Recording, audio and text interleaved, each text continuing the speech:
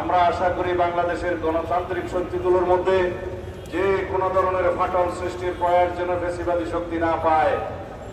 যদি এই ফ্যাসিবাদী শক্তি ফ্যাসিবাদ বিরোধী গণতান্ত্রিক আন্দোলনে যে ঐক্য গড়ে উঠেছে তার মধ্যে ভাঙন সৃষ্টির সুযোগ পায়, তাহলে সেই পতিত ফ্যাসিবাদ আবার জয়ী হবে।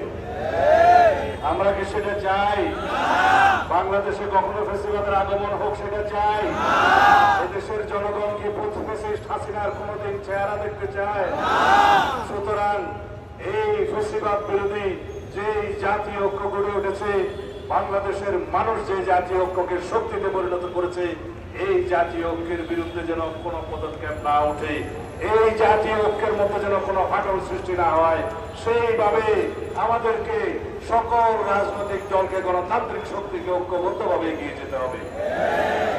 আমরা আজকে সেই শপথ নতুন ভাবে গ্রহণ করি। এই 17 জুলাইয়ের এই রক্তস্নাত রক্ত ভেজা সেই আন্দোলনের দিনকে স্মরণ করে, শহীদের সেই আকাঙ্ক্ষা, শহীদের সেই রক্তকে শ্রদ্ধা জ্ঞাপন করে আমরা আজকে আবার নতুন করে শপথ নেই যেন এই জাতির জীবনে যে ফ্যাসিবাদ বিরোধী ঐক্য গঠিত হয়েছে, এই ঐক্যকে আমরা সমুন্নত রাখি, সবসময় অটুট রাখি, ইস্পাত কঠিন বন্ধনে আবদ্ধ রাখি এবং সেই শক্তি নিয়ে আমরা ঐক্যবদ্ধভাবে এগিয়ে যাই।